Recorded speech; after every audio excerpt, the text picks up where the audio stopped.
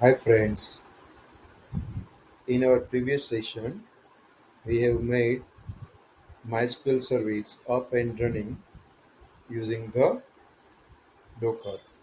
In this session we'll start preparing for PHP and Nginx. PHP will work as a backend and Nginx will work as a web server. So let's start with it. So first we'll prepare our application code. Right. So as you remember that in the Go we have created one file main.go. In the similar way we will create a directory for our PHP and Nginx application. So I'm creating a directory called PHP Nginx. Usually in the PHP web applications the index file will reside always in public directory. This is the best practice. So I'm just creating a directory called public, and in that I'm creating one file called the index.php, and in that file we'll just print the php info. So this is our application code that we will copy within the container when we create a docker file for the php. So let's start with it.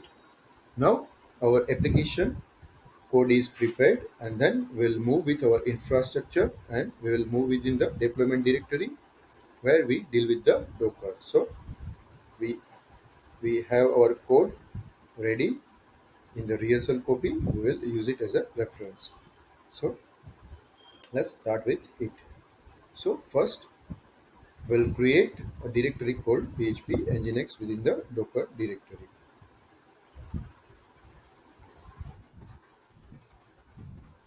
Okay.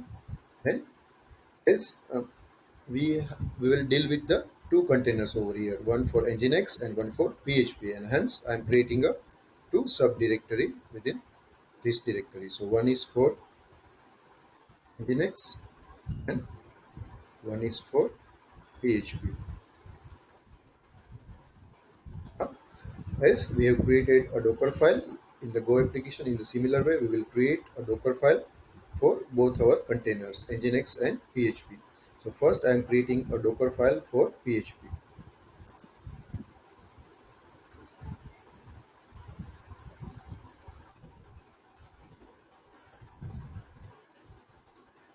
We'll copy the code from our rehearsal copy.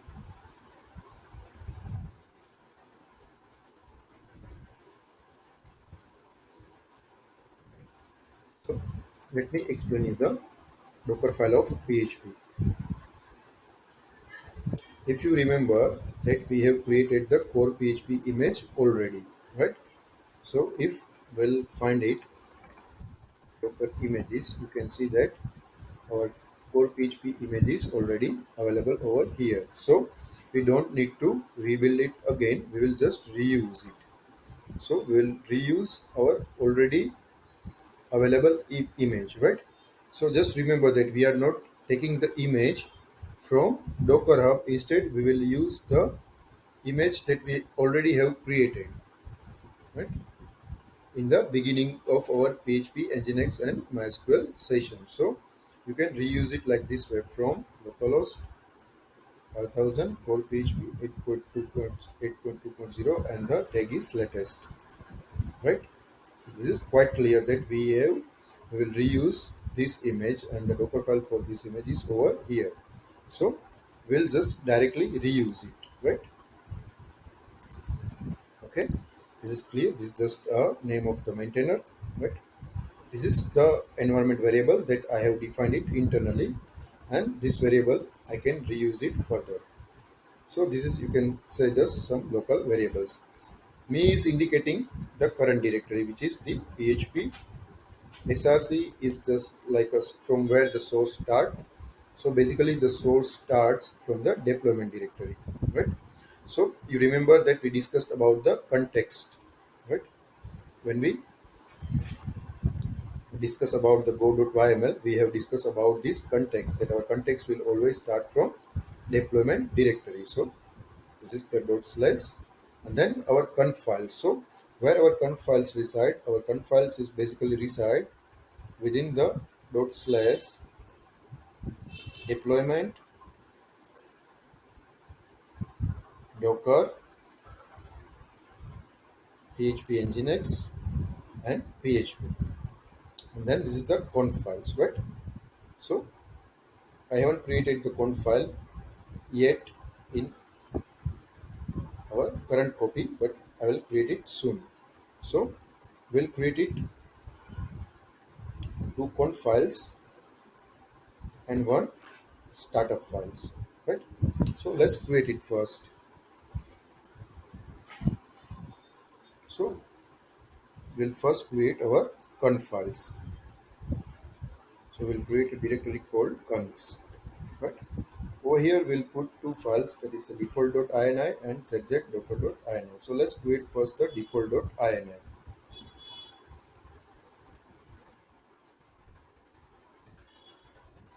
Okay, so let's copy the code from here. Okay, so basically what this default.ini contains, it contains nothing but it contains your all the php.ini settings that you want to modify, right? Basically I have modified the default memory limit and I have also modified the error reporting tag, and we have copied this file in the container from our local copy. See, so this what this copy command will do, this copy command will copy this file, right? This copy command will copy this file from our source code to within the container. By default, in the core PHP 820 image, our PHP resides in user local etc PHP directory, and there is a conf.d directory where we can put our ini settings, right?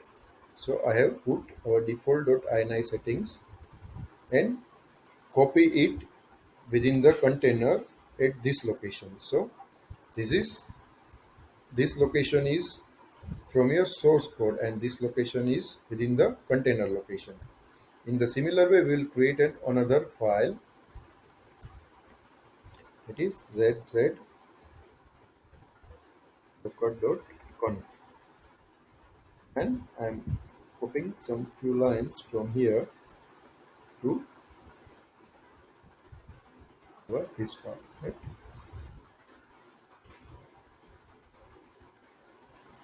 Okay.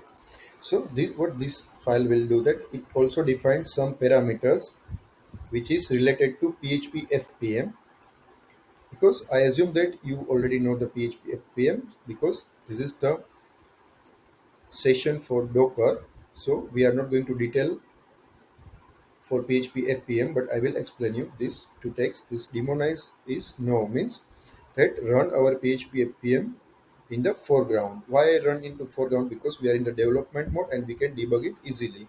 In the production mode, it should be always yes, which means it should run in the background. And this is just indicating that PHP FPM listens on the port 9001.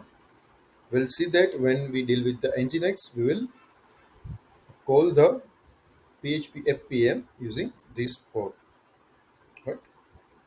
So I've just defined the port for the PHP FPM over here. Right? So we have created two configurations file and we have copied both these files within the container. So we have created default.ini file from our source code to user local etc php conf.d default.ini, and I also copied zz.docker.conf file from user local etc php fpm.d zz.docker.conf. Now this is interesting. Why I keep the name zz.docker.conf? Because the zz will be executed at last, so that it will overwrite all the default values with our new values, right? If I will keep the name with something else, then it won't take precedence over the default values, right? So when you put the ZZ, it will always take the precedence of your Docker file, right? So this is how I have named it zz.docker.conf, right? Then we will create one more file which is called the startup file.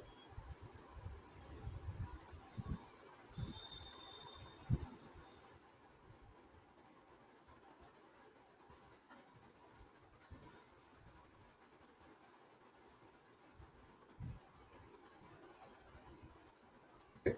So why I have created the startup file? See that whenever uh, we will run our container, it needs something to be executed constantly in the background. So something should be up and running always. Otherwise, our container will be stopped or killed. So over here, we have started our PHP FPM service, which will run constantly. I just executed the PHP FPM service, nothing else. So in the startup file, we have put our PHP FPM service. If I don't put this, right, our container will up and it will be killed automatically, right? But as I already mentioned, this service which is constantly running, which means our container will up and running always, right? And then I will copy this startup file from our source code to within the container. So user local bin startup, right? Then next what we are doing is that we are copying our source code, whole source code, which is this one, right? PHP nginx public index.php. So all this directory within the web practice directory in the container. So this directory won't be exist, it will be created when we build Docker file, right? And then I will set my work dir as a web practice, right? Then using the run command, I have given the executable permission to our startup file, right? And I have set our startup file as a entry point, right? And I have exposed the port 9001, right? So this is all about PHP. Let me repeat this one more time. We have taken the core PHP image that we have already created, right? Then we have copied our configuration and startup file from our source code to inside the container, right? So all this process will happen during the build time, and I will show you everything practically, so just don't worry. Then we have copied our source code from this to within the container, and we have set our work directory, which means that whenever we will make our container up, it will set this as our default working directory, right? And then I have given the permission for the of the execution to our startup.sh file, right? And then we have set our startup file as our entry point, which means that this file won't be executed during the build time, but this file will be only executed when you make your container up. So this is all about PHP. In our next session, we will prepare all the codes for the Nginx. See you soon.